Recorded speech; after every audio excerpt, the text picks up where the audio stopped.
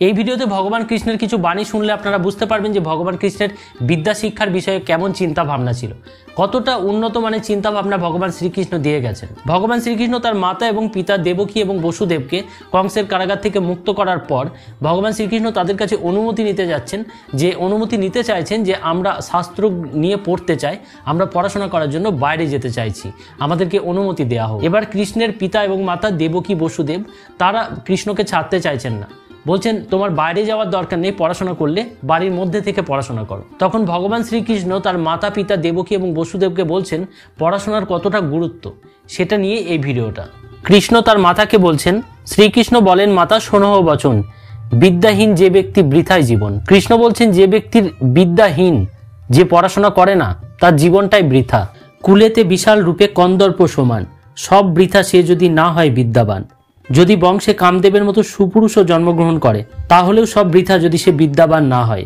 সভাতে বসিতে সেহ কদাচ না জানে, অবজ্ঞা করে তারে পণ্ডিত সুজনে। বিদ্যাহীন ব্যক্তি সভার মধ্যে বসতে পারে না, আর পণ্ডিত সুজন যারা আছেন তারা সেই বিদ্যাহীন মূর্খ ব্যক্তিকে অবজ্ঞা করে। নিঃসৌরভ দেখো মাথা শিমুলের ফুল, সে কারণে তাহে নাহি বসে অলিকুল। কৃষ্ণ বলছেন নিঃসৌরভ ওই শিমুলের ফুল, সেই জন্য শিমুলের ফুল তার মধ্যে দেখো ভ্রমরের দলরা বসে না। এটা বিদ্যাহীন ব্যক্তির সাথে তুলনা করা হচ্ছে। মূর্খ হলে কুপুত্র সবে তাহে কয়, শোনো মাতা পিতা সেহ করে কুল ক্ষয়।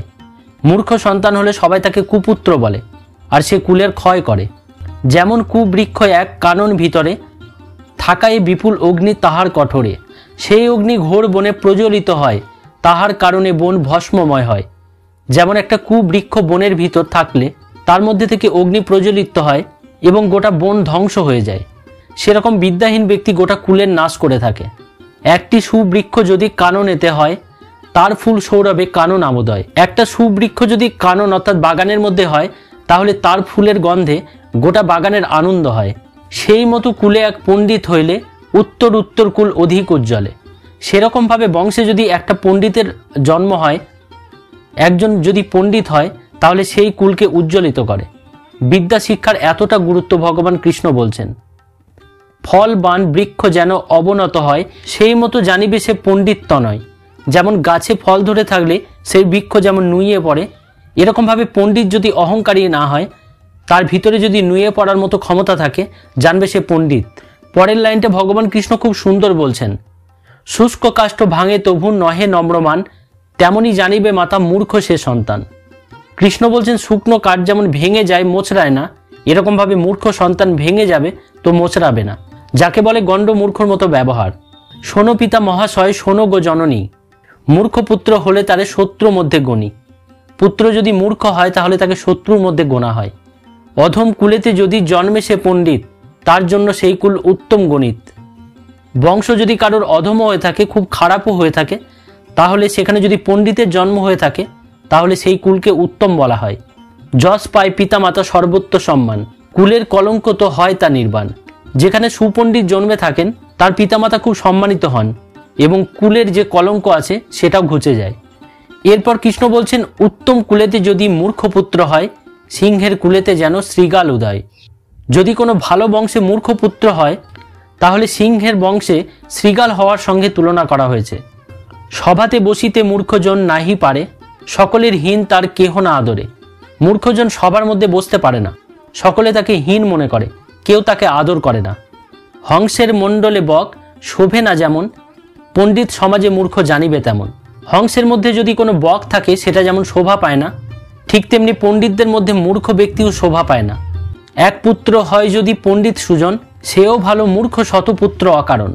এখানে কৃষ্ণ বলছেন যদি একটা পুত্র শিক্ষিত হয়, পণ্ডিত হয়, তবুও ভালো শতপুত্র মূর্খর থেকে, অর্থাৎ 100টা মূর্খ পুত্র থেকে একটা পণ্ডিত পুত্র ভালো।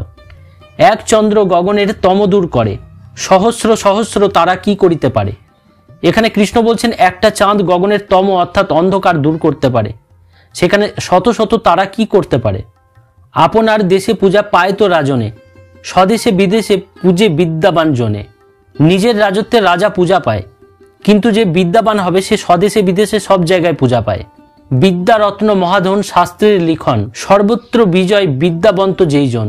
শাস্ত্রে লেখা আছে বিদ্যারত্ন মহাধন, সব জায়গায় সে বিজয়ী হয় যদি তার মধ্যে বিদ্যা শিক্ষা থাকে। এবার কৃষ্ণ বলছেন, বিদ্যাহীন ব্যক্তি কেবল অকারণ, বসন বিহনে যেন শোভে না ভূষণ। খুব গুরুত্বপূর্ণ কথা বলছেন ভগবান কৃষ্ণ। বিদ্যা ছাড়া যেমন কেবলই অকারণ, যেমন জামা কাপড় পোশাক ছাড়া দেহের মধ্যে গহনা শোভা পায় না, সেরকম বিদ্যা ছাড়া মানুষের শোভা পায় না। এবার কৃষ্ণ বলছেন, অতএব বিদ্যা হেতু করিব গমন, অনুমতি দেহ মাতা তেজি দুঃখ মন। কৃষ্ণ তার মাতা পিতাকে বলছেন, আমি বিদ্যা শিক্ষার জন্য আমি সেখানে যাচ্ছি, দুঃখ মন ত্যাগ করে আমাকে অনুমতি দিন। শুনিয়া দেবক সুতা বজ্রাঘাত মানি, কাঁদিতে কাঁদিতে কহে গদগদ বাণী। এবার কৃষ্ণের মাতা দেবকী তিনি ভাবলেন মাথায় বজ্রাঘাত পড়ল, সে গদগদ হয়ে বলছেন। কৃষ্ণের মাতা দেবকী ভগবান কৃষ্ণকে অনেক কথা বললেন, বিধির বিধানে যা লেখা আছে আমি কোনোটাই খণ্ডাতে পারিনি।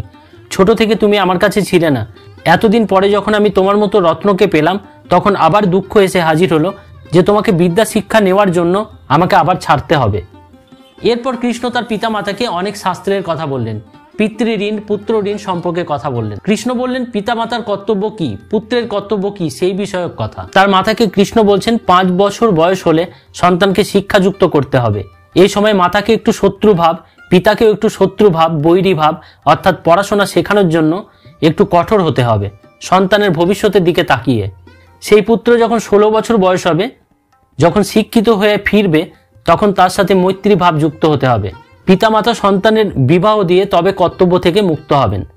এরপর সেই পুত্রের পরম কর্তব্য হচ্ছে, পরম ধর্ম হচ্ছে পিতামাতা সেবা করা। কৃষ্ণ বলছেন, পুত্রের পরম ধর্ম মা বাপ সেবন, বিধিমতে পূজা করি করিবে পালন। পিতামাতা গত হলে তাদেরকে পিণ্ডদান প্রেতকর্ম করার পর তবে পুত্র ঋণ মুক্ত হয়।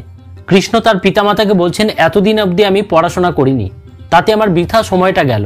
16 বর্ষ কাল মোর পরগৃহে গেল, বিদ্যা শিক্ষা আদি করি কিছুই না হইল।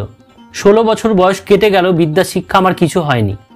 এবার কৃষ্ণের এই কথা শুনে কৃষ্ণের পিতামাতা বসুদেব বলছেন, কৃষ্ণের কথা শুনে বসুদেব কয়, বিদ্যা শিক্ষা করো দোহে আনন্দ হৃদয়, তোমরা আনন্দ মনে বিদ্যা শিক্ষা করো। বিদ্যা শিক্ষা হেতু মোরা নিষেধ না করি, কি কারণে রামকৃষ্ণ হবে দেশান্তরী। কৃষ্ণের পিতা বসুদেব বলছেন, তোমরা বিদ্যা শিক্ষা করো ঠিক আছে, কিন্তু তোমরা অন্য দেশে গিয়ে কেন বিদ্যা শিক্ষা নেবে। কৃষ্ণ আর বলরামকে বলছেন, কিসের অভাব মোর তোমার কল্যাণে, বিদ্যা শিক্ষা করো পুত্র থাকি নিকেতনে। আমার কোনো অভাব নেই, তোমরা বাড়িতে থেকেই পড়াশোনা করো। চারি বেদ ষটশাস্ত্র সাহিত্য নাটক পুরাণ প্রভৃতি কহি গণিত পুস্তক, তোমরা যত শাস্ত্র আছে সেগুলো নিয়ে পড়াশোনা করো। সকল শাস্ত্রের গুরু ঘরে আনে দিব, গৃহে করি পরপাঠ আমরা শুনিব। কৃষ্ণের পিতা বসুদেব বলছেন, সমস্ত গুরুকে আমরা গৃহে এনে দেব, তোমরা গৃহের মধ্যে থেকে পড়াশোনা করো, পাঠ করো, আমরা সেটা শুনব। অন্ধকের নড়ি তোরা নির্ধনের ধন, বিদেশে পাঠাতে বাছা নাহি লয় মন। তোরা অন্ধকের নড়ি, নির্ধনের ধন, তোদেরকে বিদেশে পাঠাতে আমাদের মন চাইছে না। এবার কৃষ্ণ বলছেন, শুনিয়া বলেন হরি প্রবোধ বচন, গৃহে বসে বিদ্যা শিক্ষা না হয় কখন। কৃষ্ণ বলছেন, বাড়িতে বসে পড়াশোনা হবে না, তার জন্য গুরু গৃহে যেতে হবে। এটা আগের দিনের রীতি ছিল। লোকের জঞ্জালে গৃহে পড়িতে না পাবো, সে কারণে দূর দেশে পরিবারে যাব। কৃষ্ণ বলছেন, লোকের এত জঞ্জালের মধ্যে গৃহে মন দিয়ে পড়াশোনা হবে না, এই জন্য অন্য দেশে যেতে হবে। প্রসন্ন হইয়া আজ্ঞা দেহ দুইজনে, বিদ্যা শিক্ষা শেষে পুনঃ আসিব ভবনে। কৃষ্ণ বলছেন, খুব খুশি হয়ে আমাদেরকে দুইজনে আজ্ঞা দেন, পড়াশোনা শেষে আমরা ঘরে ফিরে আসব। এতেক শুনিয়া তবে কৃষ্ণের ভারতী, অনেক যতনে তবে দিল অনুমতি। এবার কৃষ্ণের পিতা মাতা এই কথা শুনে তাদেরকে যাওয়ার জন্য অনুমতি দিলেন। তবে রাম নারায়ণ হরিষে অন্তরে শুভক্ষণে যাত্রা করল অবন্তী নগরে। কৃষ্ণ এবং বলরাম দুইজনে খুব আনন্দে অবন্তী নগরে সান্দীপনী মুনির কাছে তার বিদ্যা শিক্ষা নেওয়ার জন্য যাত্রা করল। আপনারা দেখলেন আজ থেকে 5000 বছর আগেও ভগবান শ্রীকৃষ্ণ যে পড়াশোনা বিদ্যা শিক্ষা কতটা গুরুত্বপূর্ণ তার বিষয়ে কত কথা বলেছেন। আশা করি ভিডিওটা আপনাদের ভালো লেগেছে। অনেক ধন্যবাদ আপনাদের ভিডিওটা দেখার জন্য। যদি এই ভিডিওটা আপনাদের ভালো লেগে থাকে তাহলে লাইক শেয়ার কমেন্ট করবেন এবং এই চ্যানেলটাকে সাবস্ক্রাইব করতে একদম ভুলবেন না। আপনাদের ভিতরে থাকা ঈশ্বরকে আমার প্রণাম।